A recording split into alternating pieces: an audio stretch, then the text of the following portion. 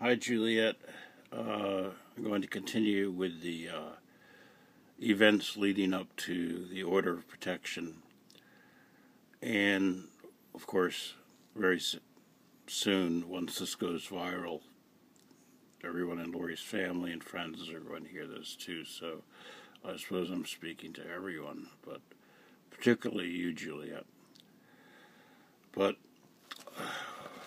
where I'm at now is on the 23rd of January. Okay. This is the day that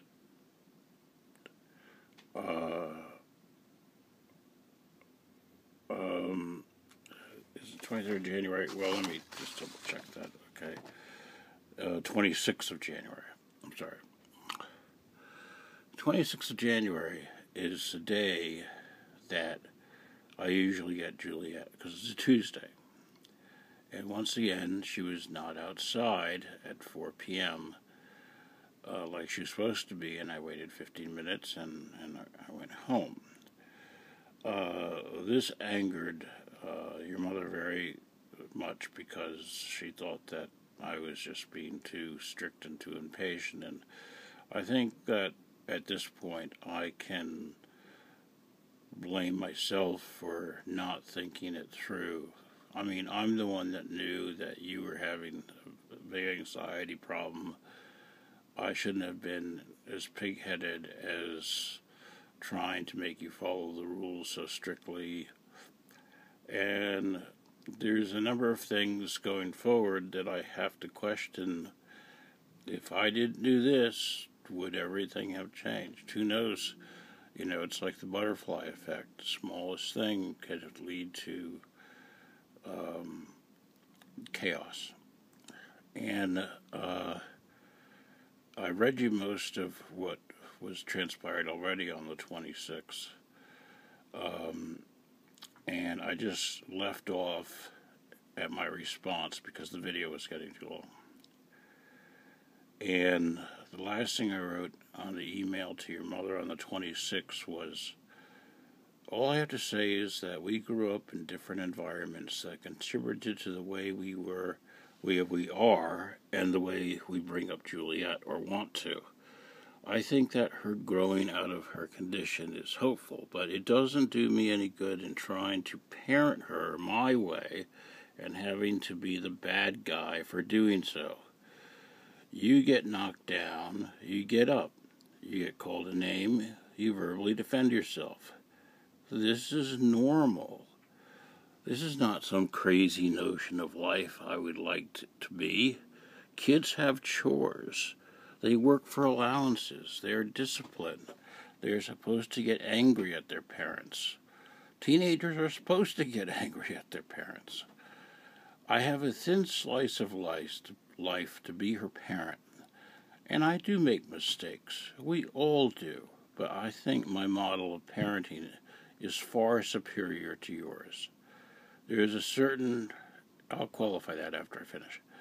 There is a certain selfishness I see in Juliet that is perpetuated by her lifestyle, or is made evident by her lifestyle. I remember borrowing, when we first met, you borrowed your father's car and brought it back dead empty on gas. And I said, you can't do that. That's just the wrong thing to do. And you said, I do it all the time. And, you just don't leave somebody with an empty tank of gas, especially your mother's father or your grandfather, who you never met, might have had somewhere important to go, and he would have run out of gas the minute you left the driveway. I knew this since before I was old enough to drive, that you just don't do that. And that was one of the first things that made me think, why, what, and it comes all back to the sense of entitlement. Lori your mother does whatever she wants to do. This brings about our moral character, and what I have tried to instill in you in Juliett, I'm writing to your mother now, I've been trying to instill in Juliett is exactly that. That which I see missing. What is wrong with visiting a sick, hurting old man and asking, is there anything I can do for you? The simple ask of asking is enough sometimes. But in all this time, I have not been able to get her to see that that is the proper thing to do. The ways in which to act proper in society. She lacks manners, social grace. Any indication that she is exposed to this on a regular basis must be missing. It is much more than her disorder. It is the lack of me being there every day that would have made her a stronger and more independent person. Now, my guess is that your mother was brought up never having any responsibilities.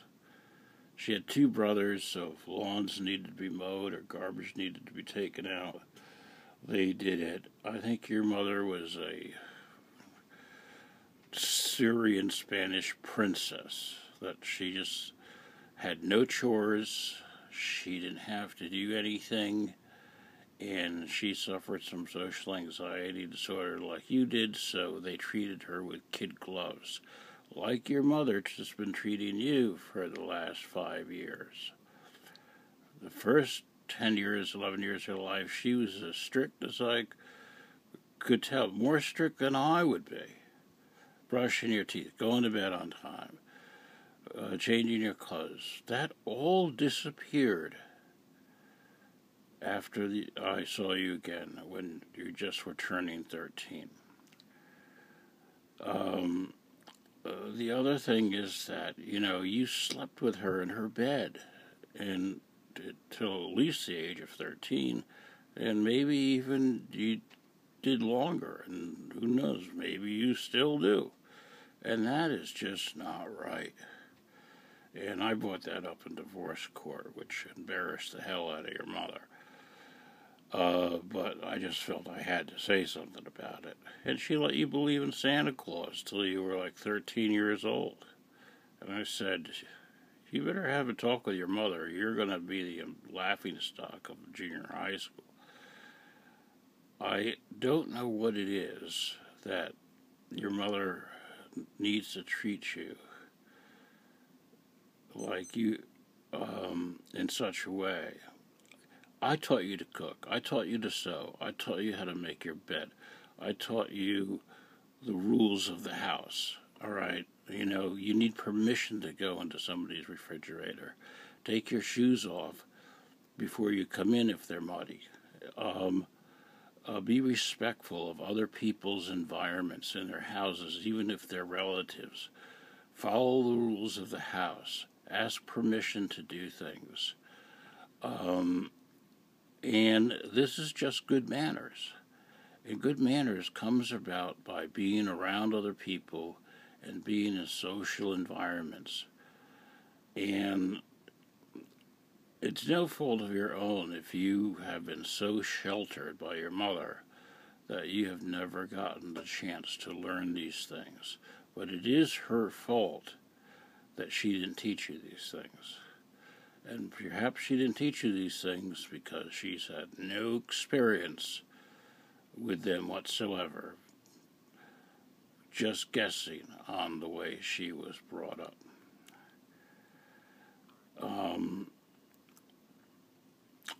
Not a nice email, but does this email warrant me never seeing you again?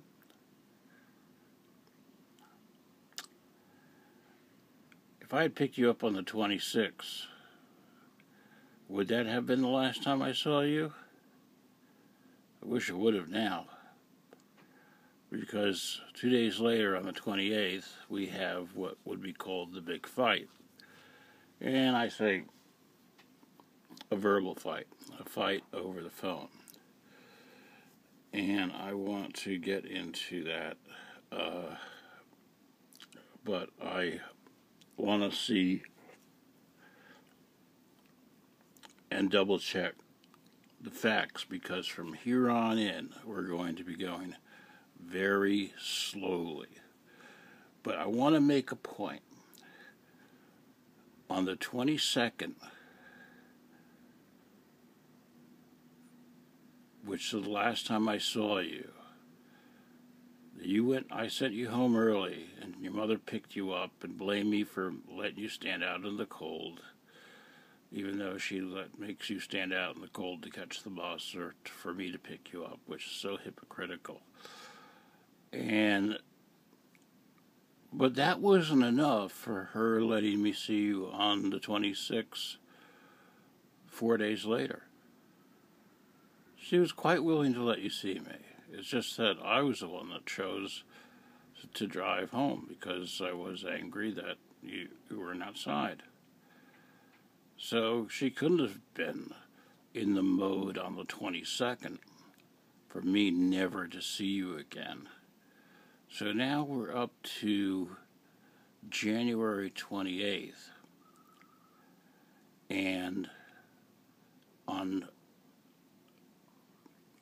December 2nd, she went to the police to file the order of protection. And on December 7th, I received it. What the hell happened between that short amount of time? Now, I stress this because this is a very short amount of time for things to turn 180 degrees, to turn on their head, to do something so horrible to somebody by taking their child away from them. What happened? We will look into that.